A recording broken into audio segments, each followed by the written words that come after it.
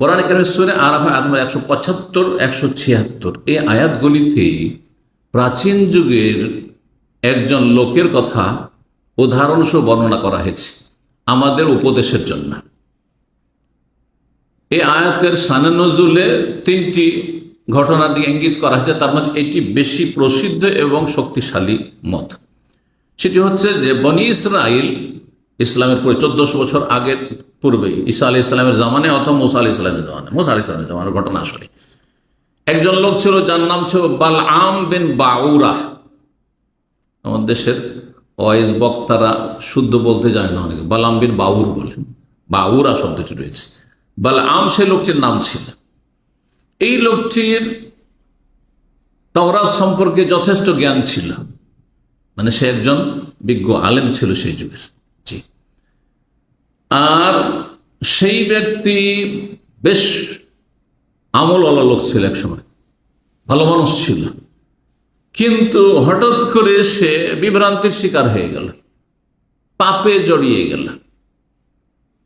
পাপে যখন জড়িয়ে গেল, দুনিয়া এমন দুনিয়ার মোহ তাকে ধরলো, দুনিয়ার লোভ লালসা আসক্তি তাকে গ্রাস করলো যে সে একেবারে বিভ্রান্ত হয়ে গেল আর ধর্মকর্ম সব ছেড়ে বেদিন হয়ে গেল।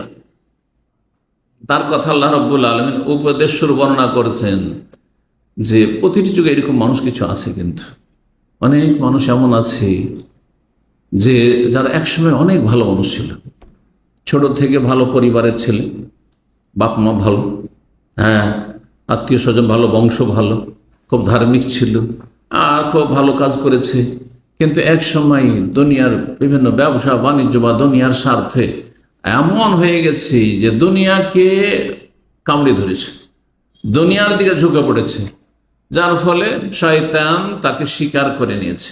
রব্বুল আলামিন বলছেন ওয়াতলু আলাইহিম নাবা আল্লাযী আতাইনাহু আয়াতিনা।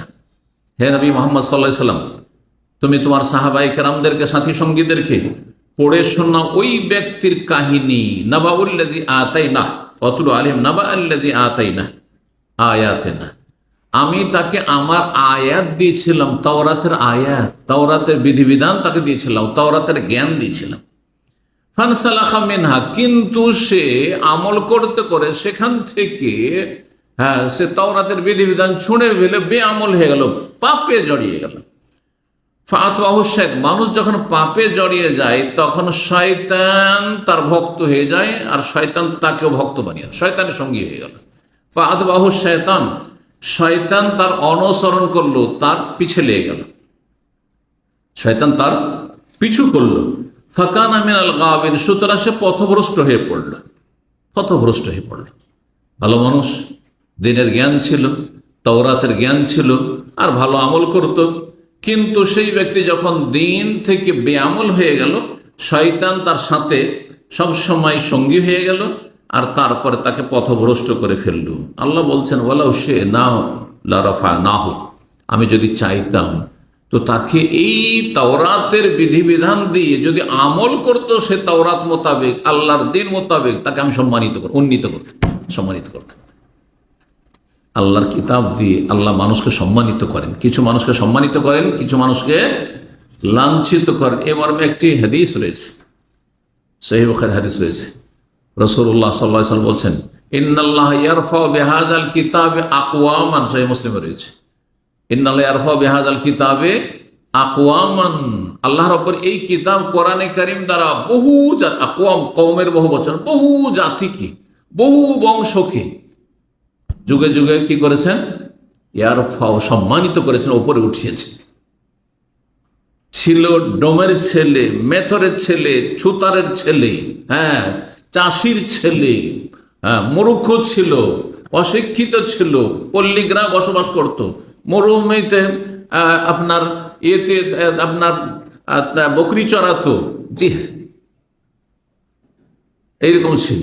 আল্লাহ কোরআনে কারীম দ্বারা কি করেন, বহু জাতিকে কি করেছেন, সম্মানিত করেছেন এবং করছেন, করবেন।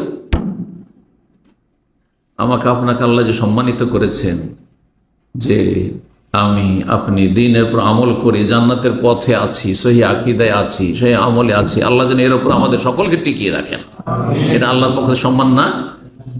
আর তারপরে যদি আপনার এলেম দ্বারা নিজেও উপকৃত হচ্ছেন, আপনার পরিবারও উপকৃত হচ্ছে, আর আপনার জাতি উপকৃত হচ্ছে, তাহলে এটা আল্লাহ সম্মান দিলেন না? জি, ইন্নাল্লাহ ইয়ারফা বিহাযা। বহু এমন ব্যক্তি যাদের কেউ চিনত না, তারা মুসলিম শাসক হয়েছে 1400 বছর ইতিহাস।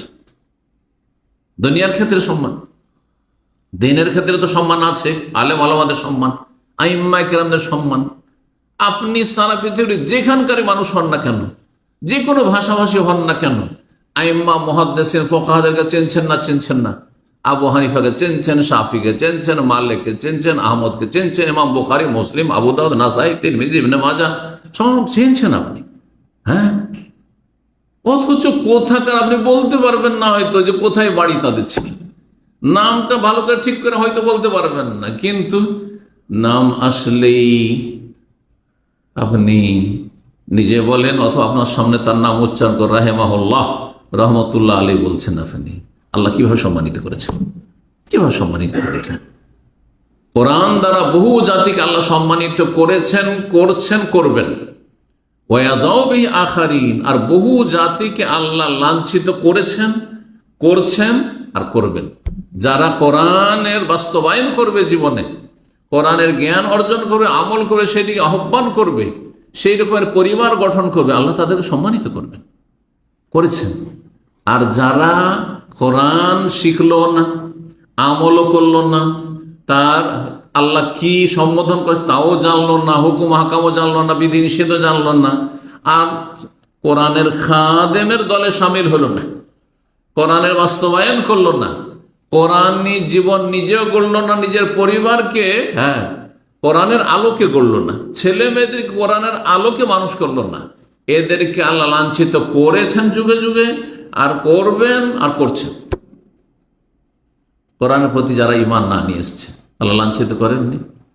আবু জাহাল, আবু লাহাব, উতবা, শাইবা, রাবিয়া, এরা মক্কার বড় বড় নেতা ছিলেন, এরা প্রধান ছিল, সবচেয়ে পবিত্র জায়গায় এরা প্রধান ছিল এক সময়।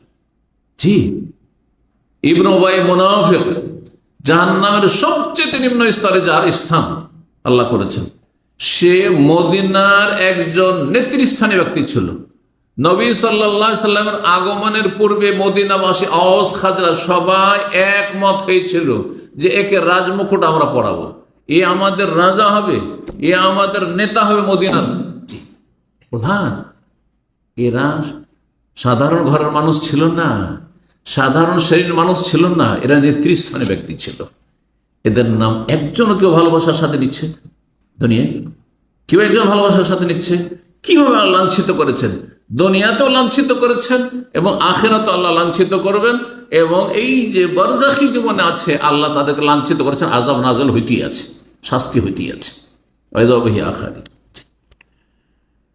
তো আল্লাহ বলছেন যে এই লোক বালআম বিন বাউরা, আল্লাহ বলছেন যে এই লোক যদি তাওরাতকে আঁকড়ে ধরে থাকতো, মূসা আলাইহিস সালাম নিয়ে আসা দিনকে সে যদি পালন করত, প্রতিষ্ঠিত করত, তাহলে তাকে আমি সম্মানিত করতাম। ওয়ালাকিন্নাহু আখলাদা ইলাল আরদ, কিন্তু সে দুনিয়ামুখী হয়ে গেল, দুনিয়ার দিকে ঝুঁকে গেল, দুনিয়ার দিকে ঝুঁকে দুনিয়ার মোহে পড়ে গেল। ওয়াত্তাবা হাওয়াহু, সুতরাং সে মনের পূজা করা শুরু করল, কুপ্রবৃত্তির অনুসরণ শুরু করলো, খেয়াল খুশি চলাফেরা শুরু করলো। ফামাসালুহু, আল্লাহ বলছেন তার দৃষ্টান্ত হচ্ছে কামাসালিল কালবে, কুকুরের মতো। সুবহানাল্লাহ।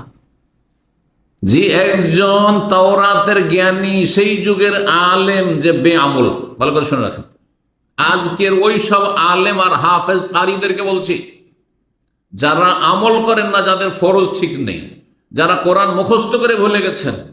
হ্যাঁ, কোরআন আপনি শিখেছেন কিন্তু কাউকে শিখালেন না, আমল করলেন না। কোরআনের বিধিনিষেধ আপনি জেনেছেন, জানা ফরজ, এই ফরজ হয়তো আদায় করেছেন, অথবা সেটিও করলেন না আপনি, অথচ জন্মসূত্রে মুসলিম এই নিয়ামত আল্লাহ আপনাকে বাপ মায়ের ওসিলাতে সূত্রে দিয়ে দিয়েছিল। এর উদাহরণ হচ্ছে এই লোকটির যে বেআমল, তাওরাত আমল করলো না, দুনিয়ামুখী হয়ে গেল, পাপে লিপ্ত হয়ে গেল, তার উদাহরণ হচ্ছে কুকুরের মতো। কুকুরের অবস্থার সাথে ধরুন আল্লাহ করেছেন, কুকুর কেমন বলছে ইন তাহমেল আলাইহি আলহাস আও তাতরুকুহু আলহাস। হামালা ইয়াহমালু মানে কোনো কিছু তার উপরে বোঝা চাপানো হয়, আর হামালা ইয়াহমালু মানে তাড়ানো হয়, হামলা করা হয়।